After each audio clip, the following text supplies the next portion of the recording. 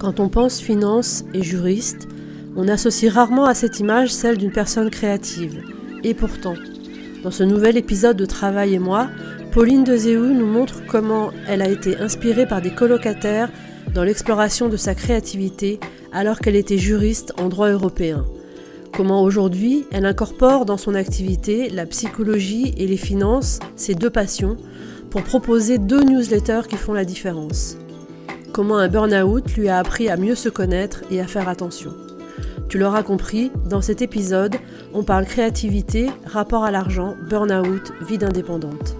Pas de conseils, pas de solutions toutes faites, pas d'injonction non plus, mais un récit de vie professionnelle, un parcours, une histoire où puiser ce que tu veux en fait. Je suis Sarah, consultante de carrière, j'accompagne dans leurs projets les femmes qui veulent réussir selon leurs propres termes. Si cet épisode te plaît, n'oublie pas de laisser 5 étoiles ou un commentaire sur ta plateforme d'écoute préférée et de le partager autour de toi. C'est parti! Aujourd'hui, j'ai le plaisir de recevoir à mon micro Pauline Dezéou. Bonjour Pauline. Bonjour Sarah. Comment vas-tu aujourd'hui? Eh ben, très bien. Et toi? Écoute, ça va, c'était ma journée derrière le micro aujourd'hui, donc je maximise mon temps d'intervieweur pour ce podcast. Et je vais te poser du coup la première question que je pose à tout le monde. Est-ce que tu peux te présenter sans dire ce que tu fais? Ok. Alors, je m'appelle Pauline, j'ai 41 ans.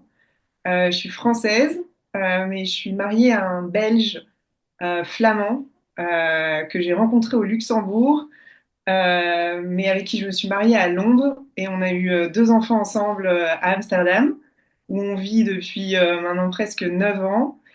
Et donc, j'adore voyager. J'aime aussi énormément le vélo. Mais je crois que mon activité préférée dans la vie, et ça peut être aussi bien dans ma vie personnelle que professionnelle, ça va toujours être une activité créative.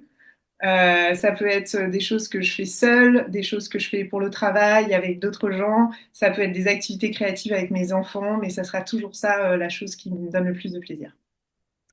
Alors, je vais rebondir sur les activités créatives parce que quand on s'était rencontrés alors qu'on vivait dans la même ville sans le savoir, ce qui m'avait frappé quand on avait commencé à discuter et probablement on avait dû répondre l'une ou l'autre à la question «Et toi, qu'est-ce que tu fais?» ou quelque chose dans ce genre.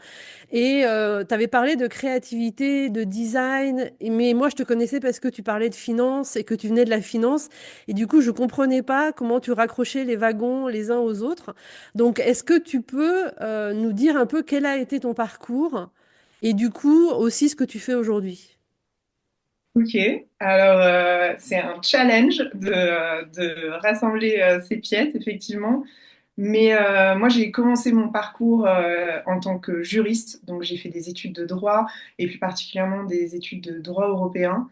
J'ai atterri dans ce parcours-là à Londres, où j'ai été juriste, où je faisais du droit européen à Londres. Mais tout en vivant dans une colocation avec des gens qui étaient tous des créatifs, des graphistes, des photographes, des designers d'intérieur. Et c'est un monde que moi je connaissais pas du tout, auquel j'avais jamais été vraiment confrontée et que j'ai trouvé super intéressant. Et après plusieurs années en fait à travailler toujours en tant que juriste et dans mon métier en fait ce que je faisais c'était vraiment de rassembler énormément d'informations très complexes, de les synthétiser et de les offrir de manière simplifiée à mes clients. Euh, et ben, j'ai découvert qu'en fait, ce que je faisais quelque part, c'était aussi de la création de contenu et que tout l'aspect visuel, l'aspect expérience utilisateur, elle était aussi extrêmement importante. Et en fait, c'est un aspect en dehors de vraiment du contenu matériel, de ce que je disais. En fait, c'est vraiment tout ce côté créatif de visuel qui m'a intéressée de plus en plus. Et donc, j'ai commencé à faire des cours du soir en photographie, en design graphique, Photoshop, etc. Et puis à un moment, je me suis dit, tout en travaillant donc, et à un moment, je me suis dit, en fait, j'ai vraiment envie de pousser là-dedans, dans le design de communication. Et j'ai candidaté pour faire un master à Saint Martin's, qui est une très belle université à Londres, dont mes colocs m'avaient énormément parlé. et à postuler, donc candidater pour le master en design de communication. Et j'ai été prise et je me suis retrouvée pendant 2 ans avec que des artistes et des graphistes, etc. Et j'étais la seule qui venait d'un parcours qui n'était pas créatif à faire des projets en design de communication et tout en travaillant aussi parce que donc j'ai gardé mon emploi à ce moment-là de juriste.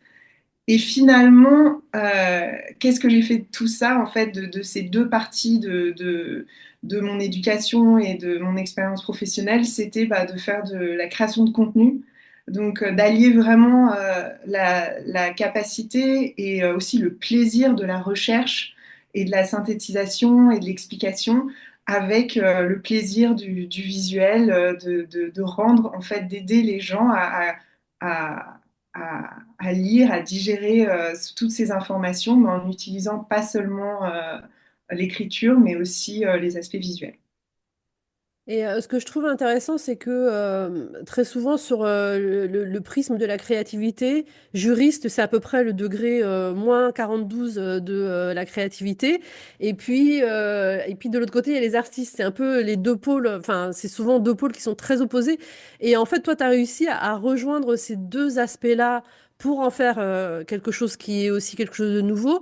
Mais est-ce que dans ta vie d'enfant, d'adolescente, de jeune étudiante, etc., il y avait déjà cet aspect créativité qui existait, ou c'est vraiment quelque chose que tu as découvert à l'occasion de cette colocation à Londres et ensuite des études que tu as pu faire? Alors, moi, je crois que c'est un truc que j'ai eu enfant. Mais je pense que c'est quelque chose qui a été traité par les gens autour de moi comme une capacité d'enfant, donc quelque chose que les enfants font de manière générale, ou certains enfants vont faire. Mais je pense que j'ai grandi dans une famille et dans un système scolaire où on m'a pas montré que c'était quelque chose qui pouvait devenir un métier, qui pouvait devenir quelque chose qui pouvait, oui, donner de l'argent pour pouvoir vivre, etc. Donc, je pense que j'ai eu ça. Je faisais toujours plein de choses, plein de dessins, des bijoux, tout le temps. Mais on m'a jamais dit que c'était quelque chose dont je pouvais vraiment me servir dans la vie de ce point de vue-là, en fait. Donc, c'est quelque chose que j'ai complètement mis de côté, surtout à l'époque de l'adolescence, parce qu'à ce moment-là, le temps que j'avais pour moi, c'était pour être avec les copains, c'était pour faire des choses comme ça. Et donc, c'est pas quelque chose que j'ai cultivé à ce moment-là, donc on va dire fin de l'enfance, adolescence, etc. Vraiment, absolument pas. Mais c'est vraiment quelque chose que j'ai retrouvé en arrivant à Londres. Et c'est quelque chose que je retrouve encore plus. Donc moi, ma créativité, là, mais elle est multipliée depuis que j'ai des enfants, parce que justement, je retrouve aussi cette dynamique-là et cette façon de penser-là. Et en fait, le, soudainement, le manque de barrière à la réflexion, quoi. Et du coup, la possibilité de créer plein de trucs. Hmm, ok. Et, euh, et qu'est-ce qui s'est passé après ces étapes où tu as justement rassemblé à la fois tes compétences et tes connaissances en droit et tes compétences en créativité? Parce qu'aujourd'hui, c'est pas le métier que tu as. Donc, quelle a été l'évolution d'après finalement?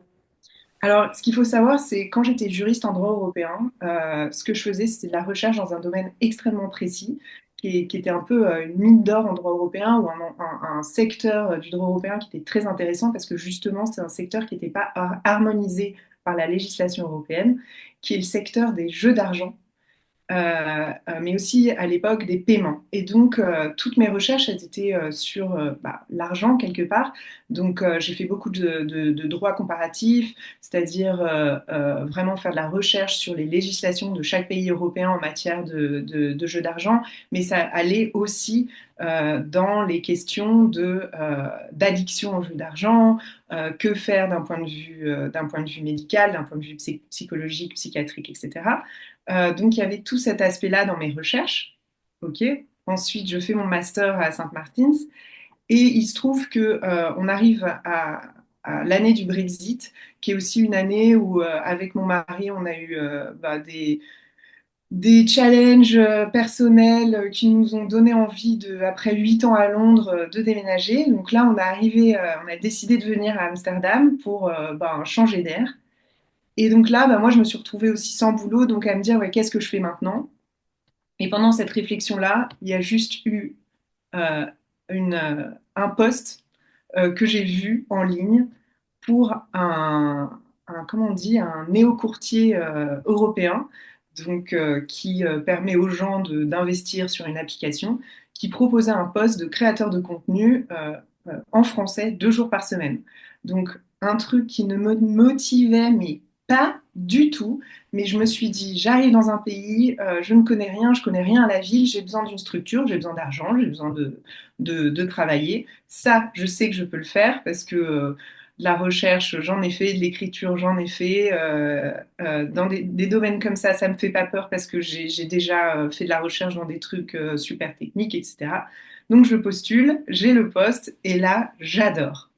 J'adore, je découvre une équipe ultra internationale, super sympa.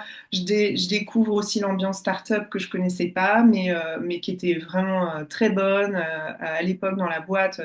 Mais surtout, je découvre un sujet que je pensais ne pas aimer, qui était l'investissement, qui n'était pas un truc naturel pour moi, parce que justement, j'avais une vision de l'investissement et de l'argent qui n'était pas forcément, enfin, c'était pas pour moi. Pour moi, c'était un truc d'homme, un truc de riche. Donc vraiment, c'est... Et puis c'est là que j'ai découvert que en fait, ben non, justement, l'investissement, ça m'a permis, dans ce que j'ai découvert, de faire des liens avec des choses qui me passionnaient, comme l'indépendance des femmes, mais surtout la psychologie, sachant que bon, j'ai un père qui a toujours travaillé en finance, mais que ma mère est psy, spécialisée en thérapie familiale. Donc, c'est des choses que j'avais toujours entendues et j'ai découvert en faisant de la création de contenu, en étant chargée de tout ce qui était éditorial chez ce néo-courtier, que je pouvais faire des liens avec tous ces autres sujets. Et du coup, 2 jours par semaine, donc tu disais que tu avais besoin de travailler, tu avais besoin d'argent, et ces 2 jours par semaine, ils te suffisaient ou tu avais envie de développer autre chose à côté pour justement peut-être avoir encore plus d'indépendance financière? Alors, au départ, c'était 2 jours par semaine, mais en fait, bah, ils se sont rendus compte que ça faisait aussi 10-15 ans que j'écrivais en anglais. Donc, j'étais pas obligée de m'occuper que du marché français et je pouvais aussi prendre d'autres marchés et d'autres choses à faire dans la boîte. Et donc, finalement, je suis devenue chargée de tout ce qui était stratégie de contenu dans la boîte. Et donc, je m'occupais de ce qui était francophone, mais aussi anglophone. Et ça veut dire, par exemple, développer tous les contenus pour aider les investisseurs qui se lancent dans l'investissement à, à développer leur stratégie, à comprendre ce que c'est exactement. Donc pour moi, c'était super intéressant parce que, évidemment, il y a tout ce côté synthèse, recherche que j'adore, mais aussi la possibilité, aussi parce que j'étais dans une start-up, de créer des contenus qu'on n'avait peut-être jamais fait avant, d'utiliser des outils qu'on n'utilisait pas avant. Euh, et puis, au passage, apprendre énormément sur l'investissement parce qu'on n'apprend jamais aussi bien que quand on doit l'enseigner aux autres. Donc moi, ça a été vraiment formidable pour développer mes connaissances dans ce secteur-là et ensuite les développer dans des secteurs que la boîte voulait pas forcément que moi je pousse dans ce sens-là, qui était comment aider les femmes à investir et comment inclure et pourquoi inclure la psychologie dans l'investissement et les finances personnelles en général. Hmm. Donc en fait, Et- aussi, ce qui s'est passé, c'est qu'il y a un moment, j'ai été frustrée parce que j'ai adoré ce que j'ai fait dans la boîte, mais il y a un moment, je voulais pousser des choses vers ce qui m'intéressait le plus. Et c'est vrai que là, il y avait moins d'espace pour faire ça. hmm. Et donc à ce moment-là, tu as décidé de développer ces sujets pour toi-même? Alors, ce qui s'est passé, c'est un peu une coïncidence, c'est que j'ai vu un message sur LinkedIn de Johan Lopez, qui est donc le créateur de la newsletter Snowball, qui est une newsletter sur les finances personnelles. Et le message de Johan disait, bon ben, Snowball, ça cartonne, c'est génial, mais je veux le transformer en un collectif de newsletters. Donc, si vous, vous écrivez déjà sur les finances personnelles et que vous avez un sujet à pitcher, allez-y. Et moi, je vois le message passer et je fais rien. Donc, je suis dans mon boulot, un peu frustrée, j'ai plein d'idées, plein de choses, mais je vois le truc et je laisse complètement passer. Et jusqu'à 2 semaines plus tard, où il renvoie un message sur LinkedIn où il dit, bon ben super, j'ai reçu plein de très belles candidatures, des super idées pour des newsletters, sauf que j'ai aucune candidature de femme et que j'aimerais bien que le collectif Snowball soit moitié homme, moitié femme, etc. Et c'est seulement à ce moment-là, et ça m'énerve, mais c'est vraiment seulement à ce moment-là que je me suis dit, ah bah oui, Pauline, tu as des choses à dire, tu pourrais faire une super belle newsletter aussi, vas-y, lance-toi. Donc j'ai bossé sur mon pitch, qui était donc Snowball Therapy, la newsletter de psychologie financière et santé mentale au service de tes finances personnelles. Et ça c'est voilà, Johan a dit oui et donc je me suis lancée comme ça il y a 2 ans avec Snowball et donc j'écris une newsletter sur ces sujets-là une fois par mois pour le collectif Snowball. Et au-delà de te faire rentrer toi comme collaboratrice, est-ce qu'il y a eu d'autres femmes finalement qui sont rentrées aussi dans ce collectif? Oui, oui, oui. Alors, donc, il y a une dizaine de newsletters et il y a une newsletter sur l'immobilier écrite par une femme, sur les techniques de budget aussi, écrite par une femme. Et on a aussi une newsletter dédiée au sujet de l'argent et du couple qui est aussi écrite par une femme, une sexologue. Ok. Voilà, donc je pense que c'est vraiment une newsletter super intéressante parce il y en a pour tout le monde. On n'est pas obligé de s'abonner à toutes les newsletters. On peut choisir, par exemple, moi, ce qui m'intéresse vraiment, c'est l'investissement pur, la psychologie. J'ai envie de lire ce que fait Pauline, mais ça peut être aussi, ah oui, l'argent et le couple, ça m'intéresse. Et puis l'immobilier, par exemple. Mhm. Voilà, il y a aussi les cryptos, il y a l'investissement dans le vin, dans les Legos, donc il y a vraiment plein, plein de choses. Mhm. Et aujourd'hui, c'est ton activité principale? Alors aujourd'hui, mon activité principale, c'est la psychologie de l'argent, c'est l'écriture, mais pas que sur Snowball. Donc j'ai aussi une autre newsletter que j'ai lancée du coup en anglais, puisque j'adore écrire en anglais aussi, donc qui est sur Substack qui s'appelle Money Feelings. Et c'est un peu différent de ce que je fais sur Snowball, parce que c'est vrai que sur Snowball, les abonnés sont quand même des gens qui s'intéressent déjà à leurs finances personnelles, qui sont parfois déjà très calés dans l'investissement. Donc c'est vrai que mes sujets vont peut-être être plus axés, on va dire, finances comportementales, biais cognitifs. Pas seulement, j'explore d'autres choses aussi, mais sur Money Feelings, les gens à qui je parle, pour moi, c'est des gens qui détestent la finance, à qui ça ne parle pas du tout, pour qui c'est un milieu vraiment dont ils ne se reconnaissent pas du tout dans les codes, mais qui se disent, bah, je sais qu'il faut que je fasse quelque chose avec mon argent, mais voilà, j'aime pas du tout ce milieu, j'ai pas envie de me lancer. Voilà, donc pour moi, c'est leur donner envie de parler d'argent, de prendre soin de leur argent, mais en utilisant le prisme de la psychologie, du bien-être, plutôt que d'un truc plein de jargon et vraiment axé finance, quoi. Et donc aujourd'hui, ton activité, c'est d'écrire ces deux newsletters ou est-ce que tu as d'autres activités en plus?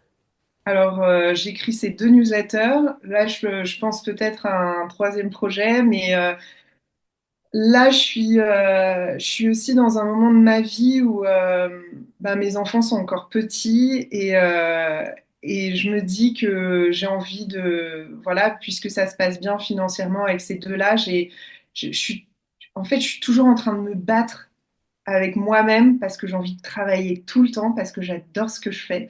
Donc, je pourrais vraiment travailler super tard le soir, tout le temps, etc. Mais je me force à pas le faire parce que j'ai envie d'être avec mes enfants, j'ai envie d'être calme, j'ai envie d'avoir un système nerveux qui est pas dans tous les sens quand je retrouve mon mari et mes enfants. Donc, pour l'instant, je m'arrête un peu à ça, sachant que j'ai plein d'autres projets dans ce secteur-là. Mais pour l'instant, je les mets dans une espèce de petite liste que j'appelle La vie est longue. Voilà, je pense que voilà, mon dernier enfant va avoir 5 ans. Je vois déjà qu'il y a un petit peu plus de temps qui se libère pour ces choses-là. Mais voilà, j'ai envie de pas trop. Ouais, ma priorité pour l'instant, elle est claire et donc il faut que je reste concentrée là-dessus, quoi. Mm. Et du coup, ton quotidien, ça se déroule comment entre les recherches, l'écriture? Est-ce que tu travailles seul? Est-ce que, voilà, comment ça se passe un peu? Alors, moi, le truc qui marche pour moi, c'est vraiment alors, parce que si je m'écoutais, moi, je ferais que de la recherche et l'écriture. Sauf que le problème en tant que solo-entrepreneur, c'est que bah, je dois aussi me vendre, je dois aussi faire ma compta, mon marketing, etc. Euh, donc, ce que je fais, c'est que je ne m'autorise que 2 jours de création de contenu. Et donc, ça veut dire recherche aussi, hein. Donc, recherche-écriture, on va dire lundi, mardi, généralement. C'est un peu flexible, mais on va dire lundi, mardi. Le mercredi, le matin, je passe ma vie à faire je sais pas comment on dit en français, en anglais, ils disent running errands. Tu sais, quand tu dois courir partout pour aller chercher des trucs bon voilà, l'administratif, les enfants, le truc. L'après-midi, je suis avec mes enfants. Et le jeudi, je fais tout ce qui est marketing, réseaux sociaux, donc préparer mes contenus à l'avance, mais ça va aussi être peut-être des collaborations. Donc par exemple avec Snowball, j'aime bien interviewer des gens aussi dans mes newsletters qui sont des spécialistes. Par exemple, j'ai fait une newsletter sur l'addiction aux achats. Ben, je vais interviewer quelqu'un, donc c'est dans ces moments-là où je vais me concentrer sur bah, les questions que je vais lui poser, les contacter ces personnes-là, etc. Et le vendredi, bah, c'est compta, stratégie, business. Voilà. Et je travaille à la maison souvent, mais j'adore aller à la bibliothèque le matin. J'adore qu'il y ait du monde autour de moi, des gens qui bossent. Ça me motive. Donc, je fais ça dans une des bibliothèques de OBA d'Amsterdam et ça m'aide aussi à pas rester tout le temps enfermée dans mon bureau, quoi. Et puis je trouve que ça donne un peu de dynamisme à ma journée. Je dépose les enfants, je vais à la bibliothèque et l'après-midi, je travaille de mon bureau. Hmm. Et cette liste que tu appelles La vie est longue, du coup, quels sont les projets, les activités que tu ajoutées dessus? Est-ce que c'est une Alors, sorte de bucket list, du coup? ouais, c'est exactement une sorte de bucket list. Alors, il y a des projets faisables, il y a des projets où je me dis, c'est totalement infaisable, mais je veux quand même les mettre parce qu'ils sont trop beaux. Et il y a des trucs qui n'ont rien à voir avec le travail. Il y a des projets artistiques. Je me dis, quand je serai retraitée, je ferai ça, ça va être génial. Là, je n'ai vraiment pas le temps. Il y a des idées aussi créatives que j'ai envie de faire, mais là, j'ai pas le temps parce que si je commence ça à la maison, mes enfants ils vont tout détruire, des trucs un peu précieux. Mais ça va être par exemple, moi, il y a un truc qui m'intéresse vraiment en finance perso, c'est les cryptos. Je trouve qu'il y a quelque chose vraiment quelque chose à faire d'un point de vue de psychologie en crypto parce que c'est un marché qui est extrêmement volatile. Dans la prise de décision, c'est un secteur qui est super intéressant parce que ça va vite. Donc moi, j'aimerais faire un projet en psychologie des cryptos. Un truc bon, que je suis encore en train de définir, mais ça serait vraiment, si je reste dans ce qu'on est en train, dans le cadre du travail, c'est vraiment le projet qui m'intéresse le plus. Et puis après, dans ma liste La vie est longue, ça peut être par exemple, bah, j'ai un projet très concret de design comment on dit, d'assiettes et de plats que je voudrais faire, qui est inspiré de la culture néerlandaise, du borrel et des frites et des trucs comme ça. Je sais pas si tu vois, mais on voit vachement de trucs qui se fait avec la nourriture italienne, la nourriture française. C'est un truc hyper glamour. Et moi, je voudrais amener ça à la culture de la nourriture néerlandaise. Donc voilà, j'ai les dessins, j'ai tous les dessins. Voilà, faut juste que je m'y mette, mais pour l'instant, vraiment, je n'ai pas le temps. Mais quand tu dis les dessins, c'est les dessins vraiment des plats et des assiettes en tant qu'objet, finalement. Voilà, ouais, j'ai tout dessiné, donc voilà, faut juste que je me lance, que je fasse la première assiette, quoi. Hmm. J'ai tous les dessins, donc j'ai genre une vingtaine de dessins différents et que j'ai fait un soir comme ça, et puis du coup, ça me prend 4 heures et je passe 4 heures à faire mes dessins et à dire ah non, finalement, je prends celui-là, finalement, voilà, donc ça, c'est prêt, donc c'est un truc que je veux faire, mais j'attends d'avoir un peu de temps. Hmm. Ok. Donc c'est vraiment quand tu parles de créativité, c'est pas juste la créativité dans ton boulot, c'est vraiment une créativité tous azimuts en fait. Oui, voilà. Alors, mais c'est ça aussi que je trouve difficile. Alors, par exemple, moi, je vois souvent là sur Substack, qui est donc le réseau que j'utilise le plus, qui est plus ou moins le seul réseau sur lequel je fais ma pub. Euh, je vois plein de gens qui parlent, par exemple, du problème d'avoir de manque d'idées. Et ça, c'est un problème que je ne comprends pas. Et, et je dis, et vraiment, moi, j'ai l'inverse. J'ai trop d'idées. Et, euh, et tu sais, c'est comme les gens qui disent, ah ouais, moi, je suis perfectionniste et tout. Genre, on va dire, ah ouais, elle se la pète un peu. Mais c'est un vrai problème. C'est un vrai problème parce que ça me fatigue le cerveau, vraiment.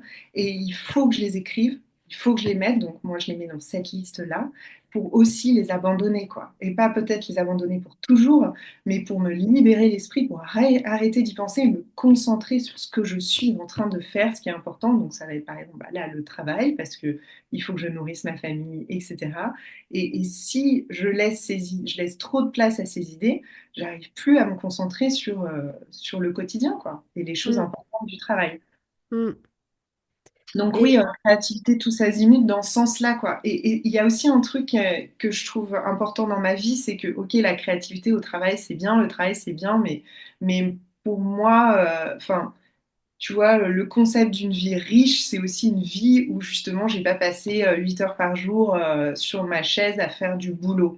Donc en fait, avoir ces projets en plus, pour moi, c'est vraiment fantastique, quoi. Sauf que là, bah, je te parle d'un projet qui prendra un peu trop de temps, mais ça peut être des toutes petites choses, tu vois. Genre, par exemple, mon fils, il va avoir 5 ans. Aux Pays-Bas, quand c'est l'anniversaire des enfants, tu fais des tractaties, ce qu'ils appellent. Donc, tu ramènes une petite carte, un petit jouet, un petit fruit que tu as déguisé ou je sais pas quoi. Bah, pour moi, ça, c'est une opportunité de créativité que j'adore. Et on va faire un truc super rigolo avec mon fils. Ça va me prendre 2 heures, ça va pas m'en prendre 20. Et j'accueille ça et je prends ça avec beaucoup de plaisir, quoi. Et c'est super important dans ma vie.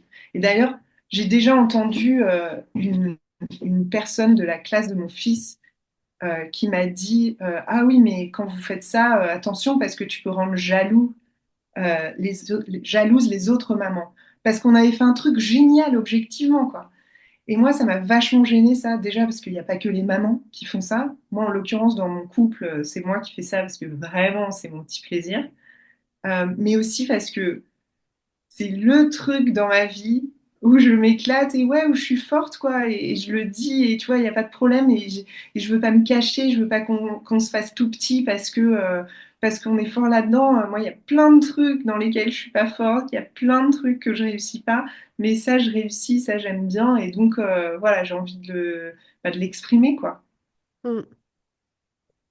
Et peut-être que la remarque, elle vient de cette tradition néerlandaise où il faut être juste normal et pas sortir et pas être extraordinaire en fait. Où il faut que chacun soit dans cette espèce de norme et pas forcément sortir du lot, quoi, finalement. Ouais, non, c'est vrai. Mais c'est intéressant parce que ça vient d'une néerlandaise qui, en l'occurrence, est quelqu'un de extrêmement talentueux. C'est une grande avocate. Et c'était marrant parce que en fait, ça me donnait l'impression bah, qu'elle me disait en fait, moi, je suis nulle dans ces trucs-là. Je dis, ouais, mais bon, regarde tout ce que tu fais, tu vois, genre les endroits dans lesquels on se compare qui sont ridicules en fait parce qu'on est tous différents. Et c'est quelqu'un vraiment d'extrêmement talentueux, de formidable. Et bon, bah, elle sait pas faire une petite carte, je sais pas quoi, avec un crocodile, c'est pas grave, quoi. C'est pas grave, moi c'est ça que j'aime bien faire. C'est ça que je sais bien faire, mais voilà, bref. Mm, Ce truc de comparaison qui est insupportable, mais qu'on fait forcément. Hein, mm. Et est-ce que dans tes projets à venir, il y a l'idée d'un livre, par exemple, puisque c'est un peu le chemin tracé des gens qui vivent en écrivant des newsletters, on va dire ça comme ça. ouais, c'est vrai.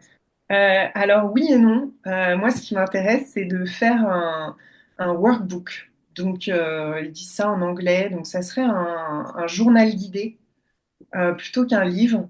Un truc que j'essaye de faire énormément dans mes newsletters, surtout sur Money Feeling, c'est pas de dire aux gens comment penser, mais de leur poser plein de questions. Plein de questions, c'est vraiment de l'introspection, c'est de la réflexion personnelle. Et il y a plein d'exercices en psychologie qui aident à sortir un peu des mécanismes classiques pour l'introspection. Il y a plein de trucs super. Et moi, j'aimerais bien avoir un carnet physique. C'est aussi l'idée, c'est aussi de sortir de l'ordinateur, de sortir de l'écran, d'avoir un carnet physique, de tout fermer, de se retrouver seul avec son papier, un crayon, d'écrire, faire plein d'exercices. Et je pense qu'il y a plein de choses à faire sur nos finances là-dessus. Et pour moi, ce guide, ça serait une façon ben, de mettre à plat toute notre psychologie de l'argent, mais du coup, permettre aussi d'avancer sur des choses très concrètes sur nos finances, de la planification, de la stratégie,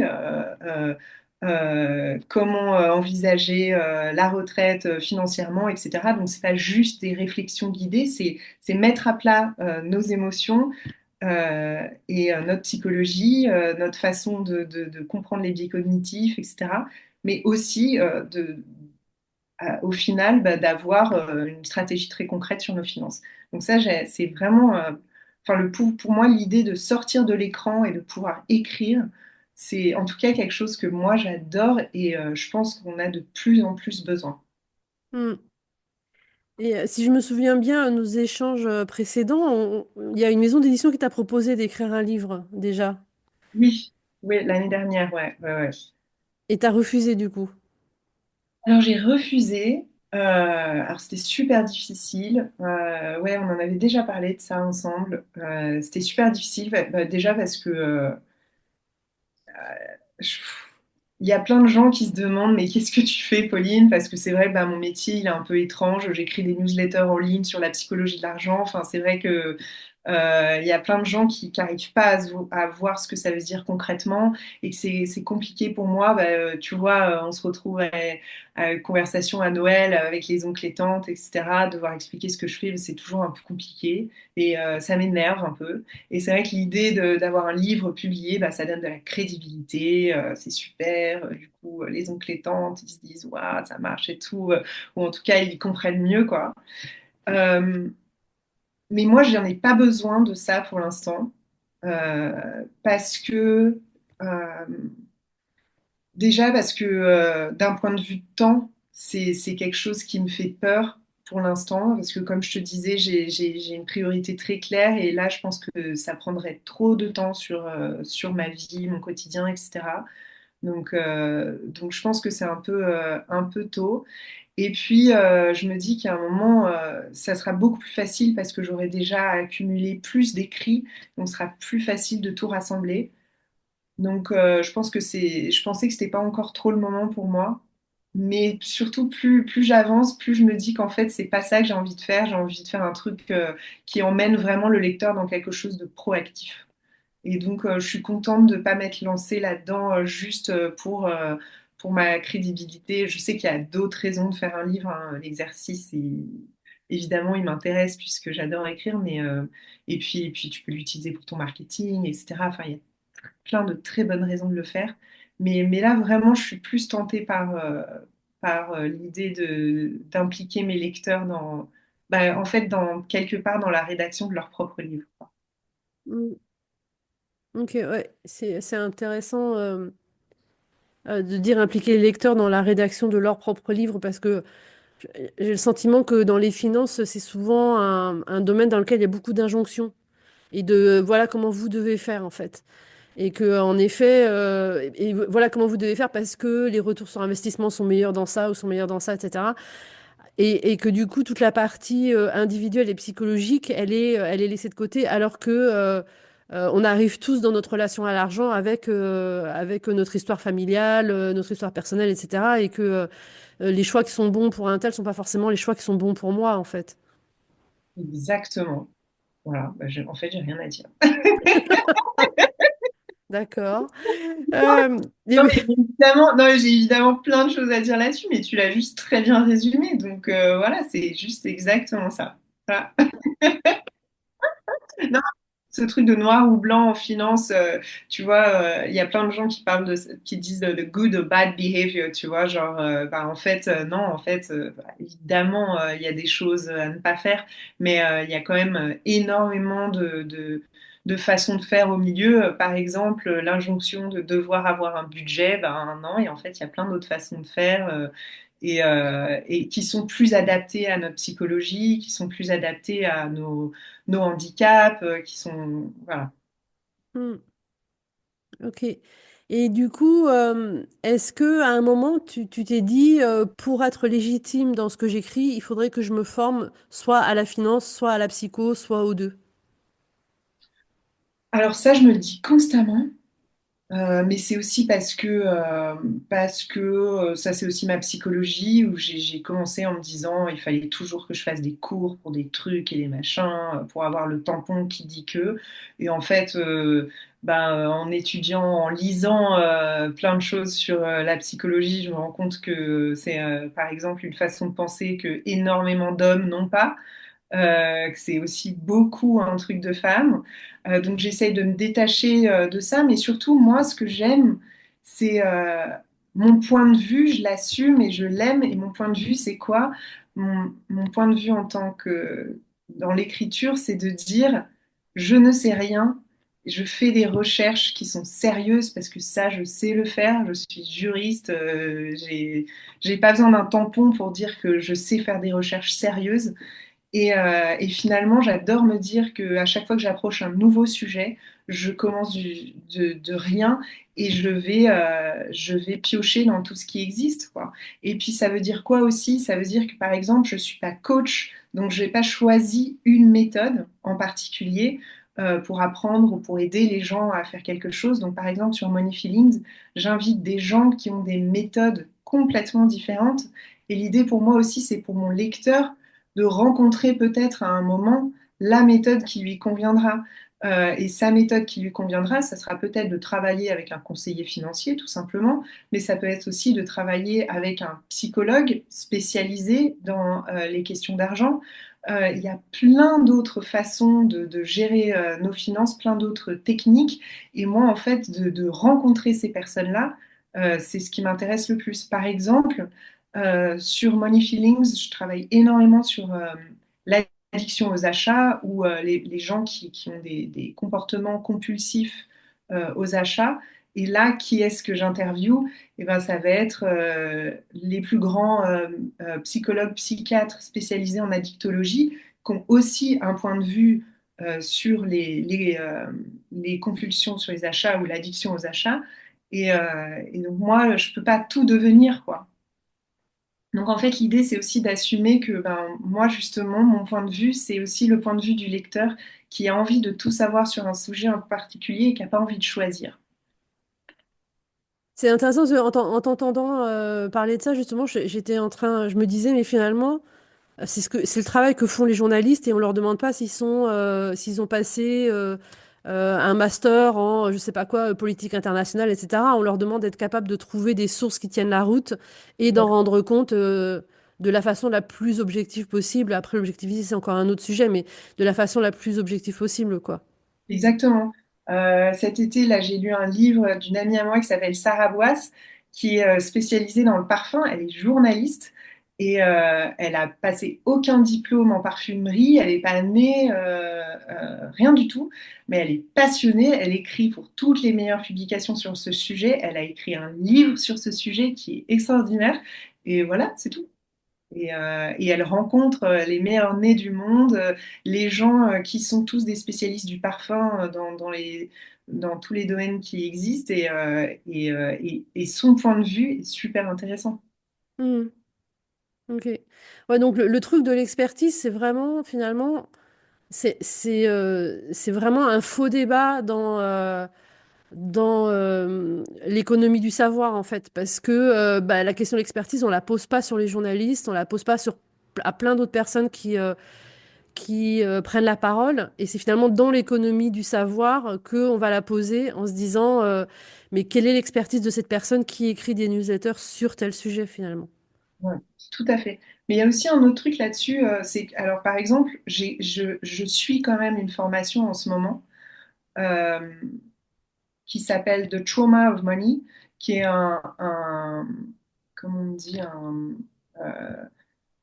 une formation en psychoéducation qui est spécialisé sur l'impact des traumas, du traumatisme sur nos comportements vis-à-vis de l'argent. Donc c'est super niche, euh, mais je fais ça parce que c'est un sujet qui m'intéresse énormément et surtout c'est une formation qui est nord-américaine, qui est canadienne et je ne trouve aucun euh, contenu que je trouve assez qualitatif qui me permet de parler de ces choses-là. Et donc, pour moi, c'était important de me former là-dessus pour pouvoir en parler de manière crédible parce que c'est quand même très complexe. Et du premier cours, la spécialiste sur ce sujet-là, qui s'appelle Chantel Chapman, ce qu'elle nous a dit aussi, parce qu'une des questions qu'on lui a posées ce jour-là, c'était, bon, bah, c'est l'expert en trauma financier. Euh, Quand vous avez commencé vos cours, est-ce que c'était déjà parfait? Est-ce que c'est mieux maintenant? Et c'est ce qu'elle a dit, c'est l'experte. Pourtant, si elle revoit les premiers cours qu'elle donnait il y a 7 ans, c'était nul. Pourtant, elle était déjà experte et elle s'exprimait déjà sur ce sujet-là. Donc, c'était pas nul. C'était que même en tant qu'expert, on évolue encore chaque année. Et donc, finalement, ce qu'elle dit, c'est je ne sais rien, je continue d'apprendre. Et je trouve que ça apporte de l'humilité et puis une façon de dire il faut se lancer de toute façon à un moment. On ne peut pas attendre d'être expert parce que même les experts, ils continuent d'évoluer. Mm. Et sur un autre sujet, tout à l'heure, tu disais, si je m'écoutais, je travaillerais tout le temps parce que j'adore ce que je fais. Et du coup, tu trouves ton équilibre par rapport à ta vie de famille et tu as mis en place un certain nombre de choses, etc. Mais est-ce que à un moment, tu as eu peur justement du burn-out ou de te brûler les ailes, comme on dit, parce que tu étais trop investi dans ce que tu faisais? Ah ouais, j'ai fait un burn-out. Donc voilà. Donc voilà, donc c'est aussi pour ça que je dois faire très attention et je sais que je dois faire très, très attention. Euh, euh, je suis quelqu'un de passionné, investi et donc bah, je vais trop donner au travail et j'ai appris avec cette expérience qu'il fallait que je me mette des limites très claires, que j'apprenne à dire non. Enfin moi, c'était vraiment un enseignement fantastique. D'ailleurs, c'est drôle parce que quand j'ai vu le médecin du travail pour mon premier rendez-vous de burn-out, je sais pas comment on dit, elle m'a dit, donc j'étais en larmes et je pouvais plus m'arrêter de pleurer. Elle m'a dit, je sais que c'est très difficile de me croire maintenant, mais je vous promets que cette expérience va vous enrichir. Et pour moi, c'est vraiment 100% vrai. Mais donc, comme tu le dis, ouais, c'est ça, j'ai encore la peur de me brûler les ailes. Et il y a des moments, hein, parce que évidemment, sur l'année, je suis pas un robot. Il y a des moments où j'arrive pas à mettre des limites, il y a des moments où je m'écoute pas, et il y a des moments où je me dis, là, Pauline, ça ne va pas du tout. Tu es fatiguée, tu t'arrêtes pas de penser, tu vas te coucher, tu es en train d'écrire des trucs. Donc, régulièrement, il faut que je remette les choses en place, quoi. Ouais, moi, ça marche. Enfin, moi, il faut vraiment que je visualise mon emploi du temps. Et donc, je fais du time blocking, hein, comme on dit. Donc, c'est vraiment, il faut que ma semaine, elle soit devant mes yeux, ma journée. Et de là à là, donc là, je sais que je fais l'enregistrement de ce podcast avec toi et qu'après, c'est mon sport et qu'après, je vais chercher les enfants. Et c'est très clair, quoi. Voilà. Mm. Et est-ce que, comme tu as été salarié, maintenant tu travailles à ton compte, est-ce que tu trouves que c'est plus facile ou plus difficile de mettre ses limites en étant à ton compte par rapport à quand tu étais salarié? Ou c'est différent, ça peut être aussi très différent, tout simplement. Moi, je trouve ça beaucoup plus dur en tant qu'indépendante, mais beaucoup plus dur. Je trouvais ça beaucoup plus simple quand ma journée était officiellement terminée, sachant que j'ai aussi été dans un environnement de travail qui respectait ma vie privée. Donc ça, c'est important de le dire parce que je pense que pas tout le monde a ça. J'ai pas eu des boss qui m'ont appelé le soir, j'ai pas eu à faire des trucs le week-end. De temps en temps, on devait bosser le soir, on devait faire le truc de week-end, mais c'est parce qu'il y avait un projet spécial, c'était sympa, pas de problème, ça arrive de temps en temps et tout. Mais donc moi, c'était vraiment ben, peut-être aussi enfin, avec l'expérience néerlandaise qui finit assez tôt. Donc ça, c'était assez... Non, moi, je trouve ça beaucoup plus difficile maintenant. Parce que ben, c'est aussi bah, que financièrement, ça repose sur mes épaules, donc il faut que ça marche. Donc voilà. Et puis, il y a un truc que je déteste, que je trouve extrêmement difficile, c'est d'être, devoir être sur les réseaux sociaux, le truc des likes, le truc de l'engagement, oh là là, si je pouvais ne pas avoir à faire ça, ça je trouve ça dur. Et tu vois, par exemple, le mercredi, avant je me disais, ah ben moi je fais mes réseaux sociaux le mercredi matin. Je ne peux pas faire ça le mercredi matin parce que, je sais pas si c'est la bonne expression, mais ça me pète le cerveau. C'est les likes, les trucs, je ne sais pas. Si je fais mes réseaux sociaux le mercredi matin, l'après-midi, je suis pas là avec mes enfants. Tu vois, il y a un truc, quoi. Il y a un truc. Bah, de toute façon, c'est clair, hein, c'est une explosion de dopamine aussi, hein. Et donc, jamais je fais mes réseaux sociaux le mercredi matin, sachant que j'ai l'après-midi avec mes enfants. Et donc maintenant, voilà. Et je le fais que le jeudi, par exemple, tu vois. Et quand je trouve ça assez énorme que la médecin du travail t'ait dit ça va être une expérience enrichissante, même si tu ne peux pas t'en rendre compte maintenant. D'abord parce que je pense qu'il y a des gens pour qui ça laisse plus de trauma que d'enrichissement et on peut pas le savoir à l'avance. Mais du coup, ça t'a apporté quelque chose dans le fait de savoir dire non et d'apprendre à gérer ton temps. Mais est-ce que ça t'a aussi apporté quelque chose, du coup, dans ta connaissance de toi-même? Ouais, voilà, ouais, surtout ça en fait.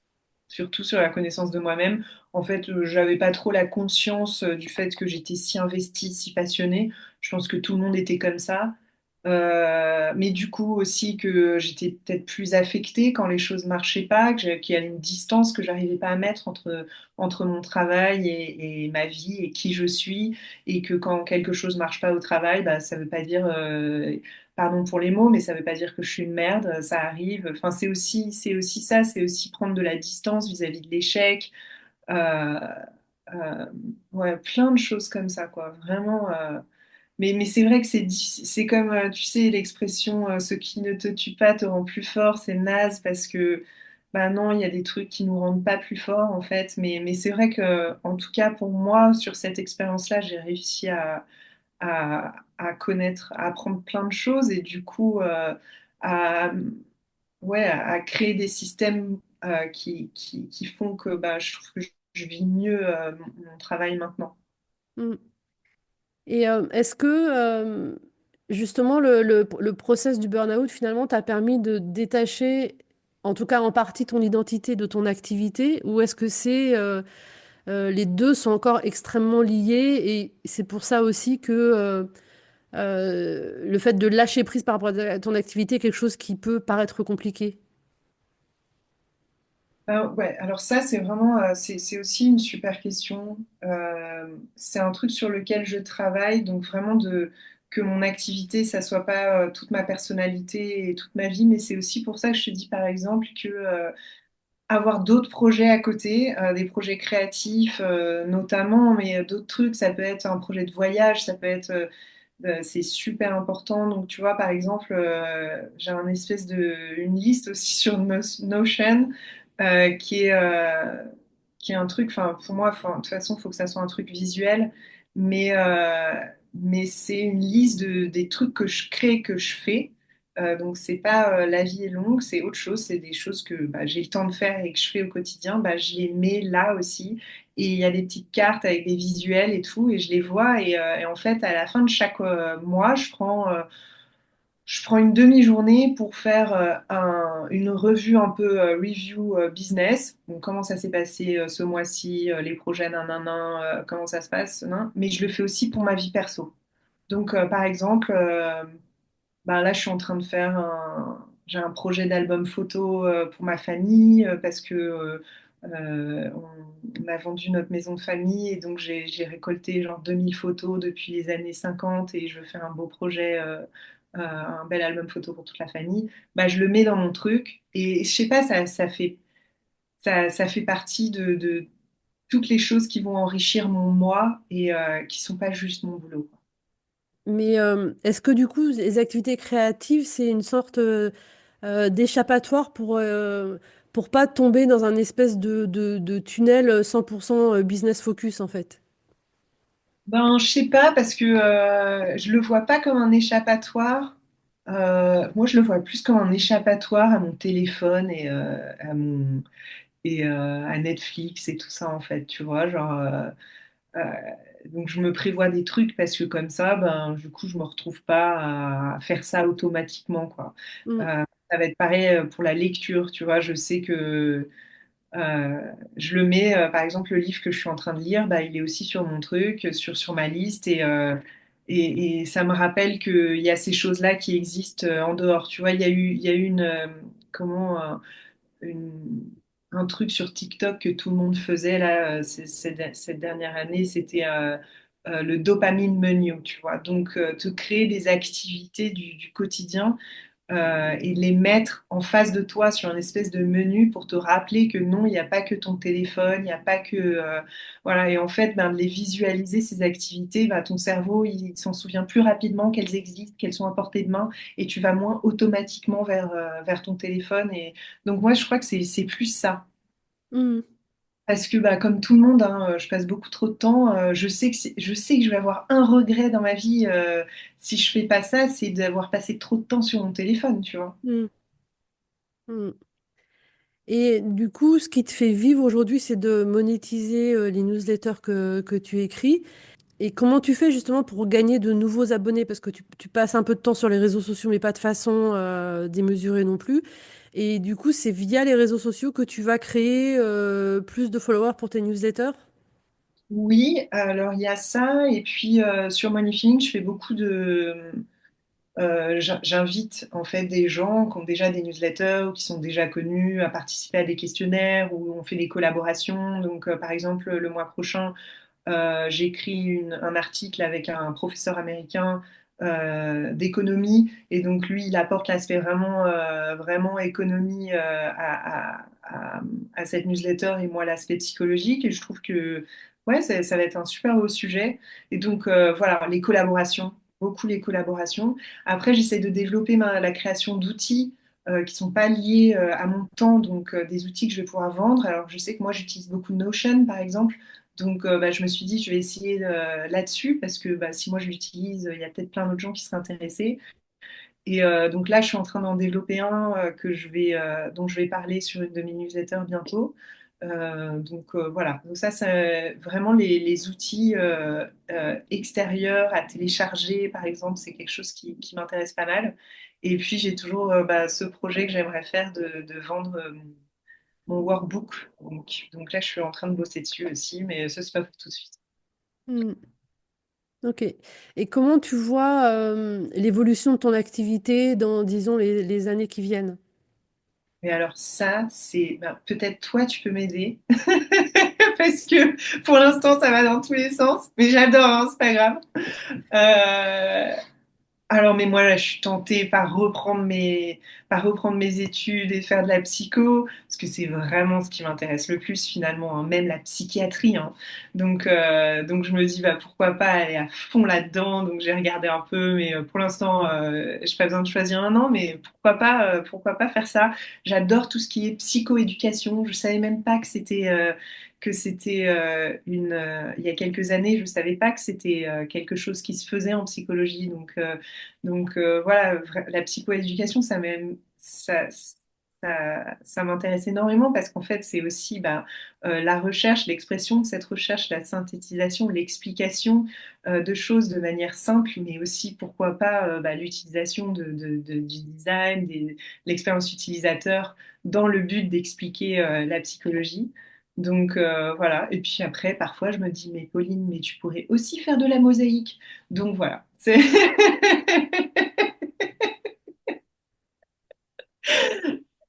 Oui, tu pourrais en effet faire de la mosaïque. Voilà. Mais non, mais je trouve que c'est pas. Tu vois, encore une fois, j'aime bien en fait imaginer ma vie comme étant faite de plusieurs vies, sachant que en ce moment, ben, c'est un peu ma mom era, c'est ma vie de maman là un peu. Et puis après, plus tard, il va y avoir plein d'autres étapes. Et pourquoi pas, une de ces étapes serait quelque chose comme ça, complètement différent. Pourquoi pas. Hmm, hmm. Ça me fait, quand tu disais tout à l'heure, tu avais ta liste, La vie est longue, ça me fait penser à justement un épisode du podcast récent que j'ai enregistré avec Stéphanie Daudier, qui a Oui. fait un TED Talk sur lequel elle parle de vieillir, de vivre heureux jusqu'à 100 ans. Et en fait, justement, elle dit, on a tendance à penser sa vie comme s'arrêtant à l'âge de la retraite, en se disant qu'est-ce que je vais faire jusqu'à 65 ou 67 ici aux Pays-Bas. Et après, c'est une espèce de no man's land où plus rien n'est organisé. Et alors, en fait, elle dit, ben, si on est en bonne santé, si on a envie d'avoir des projets, etc., pourquoi pas envisager la vie jusqu'à 100 ans. Et du coup, je trouve ça hyper intéressant parce que ça débloque un peu quelque chose, en fait, où tu te dis, bah, finalement, comme toi, quand tu dis la vie est longue, en fait, c'est pas. Je trouve que souvent, on a tendance à penser notre vie comme étant, si je fais pas ça maintenant, j'aurais raté quelque chose, ou voire même en allant plus loin, j'aurais raté ma vie. Alors qu'en fait, ben, si tout va bien, il y a du temps, en fait. Il y a aussi d'autres choses qu'on peut reporter ou qu'on peut décider de mettre en place en pointillé par rapport à une activité principale qu'on a aujourd'hui, quoi. Non, mais exactement. Et puis tu vois, ça me fait penser à moi, à mes parents, par exemple, bah, pour parler de la créativité, c'est pas forcément des gens qui ont baigné dans l'idée de créativité quand ils étaient jeunes ou pendant leur vie professionnelle. Ma mère, elle est psy, mon père, il travaille dans le secteur de la finance. Et puis là, ils sont à la retraite et puis ils n'arrêtent pas de créer. Ma mère, elle fait du modelage, de la poterie, elle fait des trucs incroyables. Elle a un jardin extraordinaire qui est aussi une œuvre d'art. Mon père, il s'est lancé dans la sculpture sur bois. Il fait de la dentelle sur bois, des visages, des animaux incroyables. Enfin, tu vois, c'est vraiment. C'est pour ça aussi, je te dis, ben, moi, j'ai ça comme exemple. Donc, pourquoi pas la mosaïque, quoi. Enfin, Mhm. voilà. Pas tout de suite, mais. Mais du coup, quand tu vois tes parents qui se lancent dans des activités créatives comme ça, est-ce que tu te dis que finalement, il y avait cet aspect créatif dans votre vie et votre éducation, ou je sais pas, depuis toujours, et que ça se révèle maintenant? Moi, Ou qu'est-ce que tu disais? moi, je crois pas, non. Mais non, mais parce que, ouais, je te coupe, quoi, parce qu'en fait, cette question, je me la pose super souvent, tu vois, et j'ai pas la réponse. Enfin, en tout cas, moi, je me dis non, je crois pas que c'était là. Tu vois, vraiment, je crois pas que c'était là. Et je pense que, tu vois, le truc, par exemple, de mon père qui se lance dans la sculpture sur bois, c'était un cadeau de ma mère pour, je crois, ses 50 ans, parce qu'à côté de chez eux, il y a un atelier. Et puis, je pense qu'il y allait vraiment en se disant, enfin,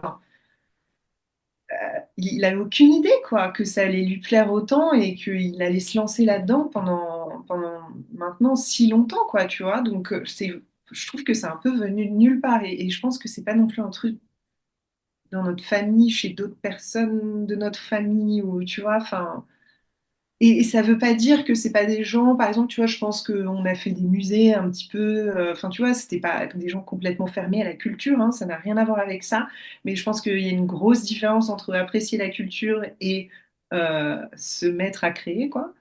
Et donc, il y avait le côté culturel, oui, mais par contre, créer, non, pas trop, quoi. Et du coup, on arrive un peu enfin, on arrive doucement à la fin de cet épisode.